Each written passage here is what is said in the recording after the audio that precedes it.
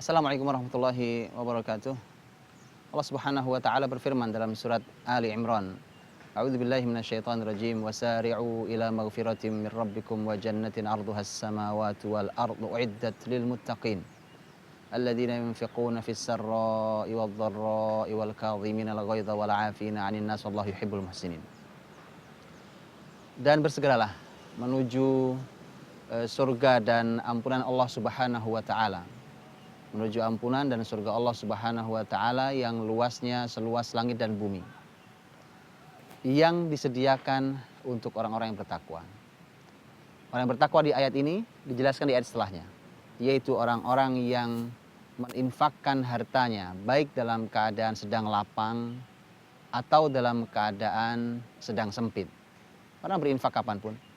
Dan yang kedua adalah wal kadhiminal ghaidh, dan orang-orang yang menahan amarahnya, mampu menahan marah, emosinya. Wal 'afina 'anil nas, dan memaafkan manusia. Wallahu yuhibbul muhsinin, dan Allah Subhanahu wa taala mencintai orang-orang yang berbuat kebaikan. Ayat ini ada banyak pelajarannya, tapi diantaranya adalah tentang masalah marah. Karena ternyata marah itu ada pada diri kita. Sebagai manusia kita punya sifat marah. Karenanya marah itu juga bermacam-macam. Ada marah yang terpuji, ada marah yang tercela, ada marah yang mubah saja. Marah yang terpuji adalah sebagaimana Rasul Shallallahu Alaihi Wasallam ketika beliau marah kalau ada hukum Allah yang dilanggar, beliau tidak akan pernah tinggal diam. Nabiullah Musa alaihissalam ketika beliau pulang ke masyarakatnya dan masyarakatnya yang ditinggal selama 40 hari untuk menerima wahyu di Tur Sina, Nabi Musa pulang dalam keadaan masyarakatnya sudah menyembah patung anak sapi. Maka Musa datang dalam keadaan ghadban asifa, marah, sangat marah. Ini marah yang terpuji. Nabiullah Musa alaihissalam marah sebagai seorang nabi, marah yang terpuji, yaitu marah karena ada aturan Allah Subhanahu wa taala yang dilanggar. Ada marah yang tercela, marah yang sampai melakukan kemaksiatan, kemarahan yang berdampak pada hal yang buruk, tercela. Ada marah yang mubah saja. Marah yang mubah adalah marah yang tidak menimbulkan kerusakan dan perbuatan yang tercela dan dosa. Artinya dia pada marah hal yang sangat biasa. Manusiawi kita juga punya marah. Bahkan Nabi SAW sendiri pun Nabi mengatakan bahwa aku juga marah juga ridho seperti kalian. Artinya Nabi marah, Nabi juga ridho.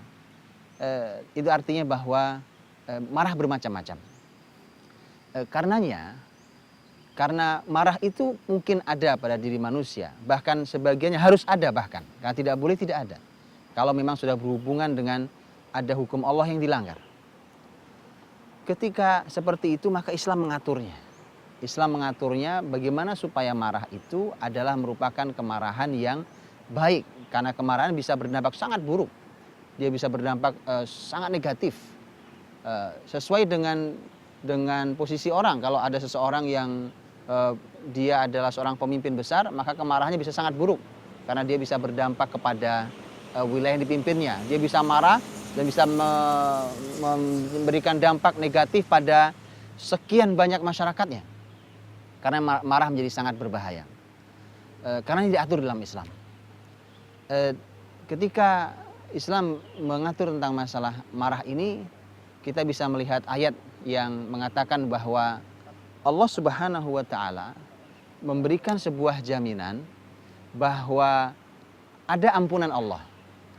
Ada surga Allah, yang satu surga seluas langit dan bumi. Subhanallah, Anda boleh lihat sekarang bumi yang besar ini. Langit yang kita tidak tahu berapa luasnya. Satu surga Allah Subhanahu wa taala seluas langit dan bumi. Kita diminta untuk bersegera menuju ke surga Allah Subhanahu wa taala yang seluas langit dan bumi. Untuk mendapatkannya, salah satunya adalah syaratnya adalah wal kadhiminal ghaidh, dan tahanlah amarah, menahan amarah. Maka orang harus mampu menahan amarahnya. Karenanya Nabi Shallallahu Alaihi Wasallam bersabda, "Laisa syadidu bis-sur'ah, innama syadidul ladzi yamliku nafsahu 'indal ghadab." Kata Nabi Shallallahu Alaihi Wasallam, bukan orang yang kuat kalau dia hanya ahli dalam masalah gulat, atau dia ahli dalam bela diri kuat, bukan hanya itu orang kuat. Orang yang kuat adalah orang yang bisa menguasai dirinya saat sedang marah. Karena itu orang yang sangat kuat sekali. Tidak sembarang orang bisa melakukannya. Karena terpuji. Karena terpuji itulah maka Allah memberikan jaminan surga bagi orang yang bisa menahan amarahnya. Ini ujian yang besar dengan pahala yang sangat besar. Ada satu kisah dalam hal ini tentang ayat wal kadhimina al ghaidha wal 'afina 'anil nas wallahu yuhibbul muhsinin.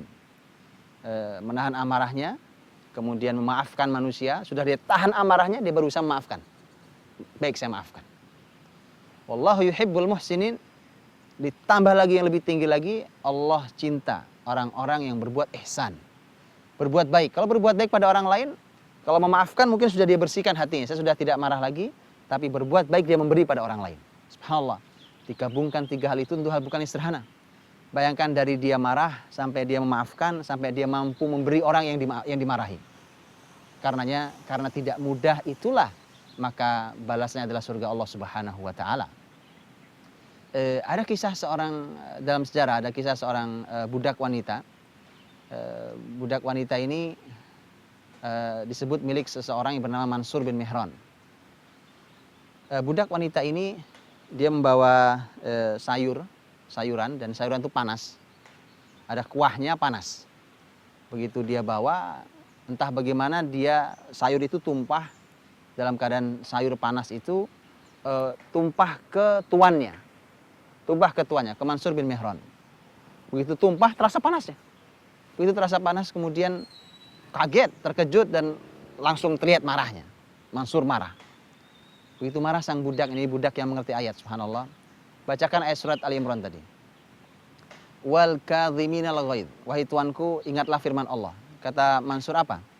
Wal kadhiminal ghaidh, dan orang-orang yang mampu menahan amarahnya. Kemudian Mansur mengatakan, aku sudah menahan marahku. Aku sudah tidak marah lagi, tahan marahku. Kata budaknya, ingat ayat berikutnya. Apa itu? Wal 'afina 'anil nas. Orang-orang yang mampu memaafkan orang lain. Mansur mengatakan, aku sudah maafkan kamu. Aku sudah maafkan kamu. Dan yang ketiga, kata budaknya, ingat ayat yang berikutnya. Kata tuannya apa itu? Wallahu yuhibbul muhsinin. Dan Allah mencintai orang-orang yang berbuat kebaikan. Langsung majikan yang beriman itu berkata, pergilah kamu aku bebaskan dari perbudakan. Ini adalah merupakan satu pelajaran yang luar biasa. Perlu orang dengan jiwa selapang itu untuk mendapatkan surga Allah yang sangat lapang dan luas sekali. Yang luasnya seluas langit dan bumi. Karena tidak mudah. Karena tidak mudah itulah maka balasnya sangat amat besar. Itu mendapatkan ampunan dan surga Allah Subhanahu wa taala. Maka kalau kita diuji oleh Allah Subhanahu wa taala dengan marah suatu hari, maka ingatlah ayat ini. Tahan amarahnya, kemudian maafkan orang itu. Kalau mau lebih tinggi lagi, dapat surga Allah, beri kebaikan pada orang itu. Tentu tidak semua orang bisa. Karena kalau semua orang bisa, maka yang penuh surga Allah bukan neraka Allah SWT. Karenanya tidak mudah. Tapi inilah orang-orang beriman dengan perjuangannya menahan dirinya, menahan jiwanya saat dia marah, maka diberikan balasan yang sangat amat besar. Rasulullah Shallallahu Alaihi Wasallam memberikan panduan tentang marah. Karena bahayanya marah itu, maka diberikan panduan tentang marah, bagaimana atau apa yang harus dilakukan kalau seseorang sedang marah. Yang perlu dipahami di awal adalah bahwa Rasul Muhammad Shallallahu Alaihi Wasallam, beliau memang mengatakan bahwa aku juga marah seperti kalian, aku juga senang seperti kalian, aku ridho seperti kalian. Tetapi secara umum Nabi Shallallahu Alaihi Wasallam bukan pemarah. Ini perlu dipahami. Nabi memang marah, tapi Nabi bukan pemarah.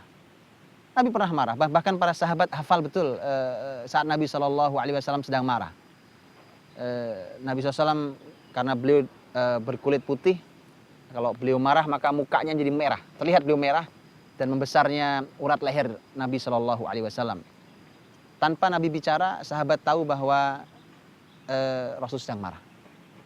Di antaranya adalah ketika sahabat Nabi Shallallahu Alaihi Wasallam sedang duduk di Masjid Nabawi, kemudian para sahabat sedang berdialog sampai berdebat tentang masalah takdir. Kita bicara tentang masalah takdir, ilmu takdir itu salah satu rukun iman. Takdir yang baik ataupun yang buruk, sampai berdebat. Apa yang diperdebatkan? Bahaslah ilmu takdir, berhenti sampai di situ, di wilayah yang kita tidak tahu, tidak perlu diperdebatkan panjang lebar. Ini cara kita belajar akidah. Maka Rasul datang dalam keadaan melihat itu dan Nabi mukanya merah, membesar urat leher Nabi Shallallahu Alaihi Wasallam. Kemudian Nabi berkata, alihada bu'istum. Apakah untuk ini kalian diutus di muka bumi ini? Nanti kalian untuk berdebat tentang sesuatu yang kalian tidak tahu. Maka di sini, di kisah ini kita punya banyak pelajaran. Bagaimana menyikapi, bagaimana bersikap kalau kita sedang marah. Rasul memberikan banyak panduan. Yang mari kita coba kalau suatu hari hadir kemarahan itu. Yang pertama adalah ada seseorang yang datang ke Rasul Shallallahu Alaihi Wasallam, kemudian orang itu dalam keadaan marah karena dia sedang bertengkar dengan saudaranya. Kemudian Nabi SAW berkata, aku tahu ada sesuatu yang kalau ada kalimat yang kalau dia ucapkan maka akan hilang apa yang dijumpainya, artinya marahnya, akan hilang marahnya. Yaitu kalau dia mengucapkan ta'awudz, a'udzubillahi minasyaitonirrajim. Kalau dia mengucapkan itu, maka dia akan hilang kemarahannya. Disampaikan kepada orang itu bahwa Nabi mengatakan ini tentang dirimu. Ternyata orang itu karena saking marahnya dia mengatakan, apakah kalian pikir aku orang gila? Artinya bahwa Rasul sekalipun, Rasul kita Shallallahu Alaihi Wasallam sekalipun memberikan resepnya pada orang yang marah, mungkin berhasil. Mungkin orang itu tidak mau melaksanakannya. Karena intinya kembali pada kita. Apakah kita mau mengambil keutamaan sebagaimana Allah sampaikan tentang menahan marah, ataukah kita mau larut dalam kemarahan kita, memuaskan diri dengan kemarahan itu yang tidak ada gunanya. Jadi ucapkan kalimat a'udzubillahi minasyaitonirrajim. Mengapa kita harus berlindung pada setan saat marah? Karena kemarahan itu dari setan. Kemarahan itu dari setan. Makanya kita diminta berlindung pada Allah sehingga supaya reda kemarahan kita. Yang kedua, Nabi Shallallahu Alaihi Wasallam meminta agar kita berwudu. Kita berwudu. Mengapa harus berwudu? Apakah orang marah kemudian dengan muka yang merah panas, kemudian setelah itu dia sedang marah besar, mendidih, kemudian dia mengucap, ya, di antaranya itu. Kalimat ulama menarik. Para ulama mengatakan bahwa Nabi Shallallahu Alaihi Wasallam memerintahkan untuk berwudu kepada siapapun yang marah agar supaya air keberkahan itu menghapus kemarahan yang datang dari setan itu. Setan diusir pergi dengan air barokah, air wudu. Maka berwudulah. Marah, berwudu. Mungkin tidak hilang sekaligus, mungkin hilang sekaligus. Dia paling tidak mereda. Nabi SAW dalam hadis yang lain memberikan resep berikutnya. Kata Nabi SAW, idza ghadiba ahadukum falyaskut. Kalau ada seorang di antara kalian yang marah, maka diam. Ini resep berikutnya. Diam. Kunci mulut kita, tahan lisan kita, diam. Mengapa? Orang marah. Namanya orang sedang marah, mungkin dia mengeluarkan kalimat tanpa dia kontrol. Negatif. Kalau ternyata keluar kalimat tidak baik, umpamanya, ini buruk, dan Nabi sudah ingatkan. Kita sedang marah pada anak kita. Kemudian keluar kalimat kita yang mendoakan keburukan anak kita. Padahal Nabi sudah mengingatkan, jangan mendoakan keburukan pada anakmu. Karena khawatir itu bertepatan dengan waktu dikabulkannya doa. Bahaya. Lisan orang tua tajamnya luar biasa, kemudian dikeluarkan untuk anaknya, dan ternyata itu adalah doa yang buruk. Maka Nabi mengingatkan, kalau sedang marah, tahan lisan itu. Kalau mau berucap, ucapkan kalimat yang baik. Lihat Nabi tadi berkisah, dalam kisah tadi, Nabi Shallallahu Alaihi Wasallam ketika beliau datang dalam keadaan marah melihat sahabat sedang berdebat tentang takdir, Nabi mengatakan, apakah untuk ini kalian diutus? Untuk inikah kalian diutus? Ini menyatakan bahwa kalimat Nabi Shallallahu Alaihi Wasallam adalah kalimat yang baik yang keluar, bukan kalimat yang buruk walaupun beliau dalam keadaan marah. Tapi secara umum disarankan, dinasihatkan Nabi agar diam, karena kebanyakan kita tidak bisa menahan diri saat kita sedang marah. Selanjutnya Nabi Shallallahu Alaihi Wasallam juga menyampaikan pesan beliau tentang marah. Kata Nabi, kalau seorang di antara kalian marah dalam keadaan dia sedang duduk, maka dalam keadaan sedang berdiri maka duduklah. Kalau marahnya hilang, alhamdulillah. Tapi kalau tidak, maka berbaringlah. Apa maksudnya? Maksudnya adalah bahwa ada dua hal maksudnya. Yang pertama adalah untuk meringankan. Orang sedang marah, maka tenangkan, lebih tenang. Orang duduk, orang berbaring, dalam keadaan lagi berdiri, duduk kemudian berbaring, semakin rendah, maka ternyata itu meringankan marahnya.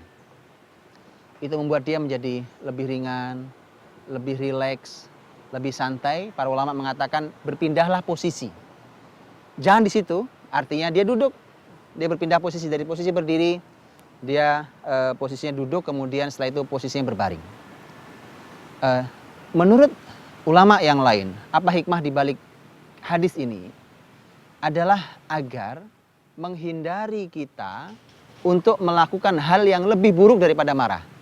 Yaitu umpamanya mau membalas dengan fisik, mau menamparnya, memukulnya. Kalau dia berdiri, kemudian duduk, maka semakin jauh dari dia menampar orang itu. Atau dia kemudian malah berbaring. Bagaimana dia menampar dengan cara berbaring? Karenanya kita semakin dijauhkan dari hal yang lebih buruk dari masalah marah. Mungkin menampar, memukul, membunuh, dan seterusnya. Waliyadzubillah.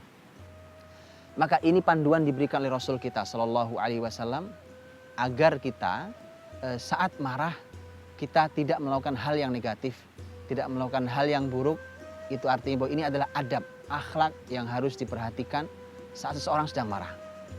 Karenanya, mari kita perhatikan itu.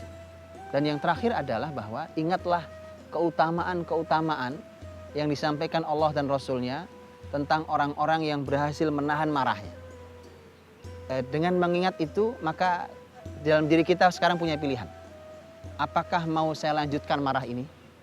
Semua emosi yang tidak ada gunanya ini, yang hanya menyakiti saya, membuat saya tidak bisa tidur umpamanya dan seterusnya, ataukah saya mau mengambil keutamaan yang disampaikan Allah dan Rasulnya, bahkan saya mendapatkan ampunan dan mendapatkan surga Allah Subhanahu wa taala.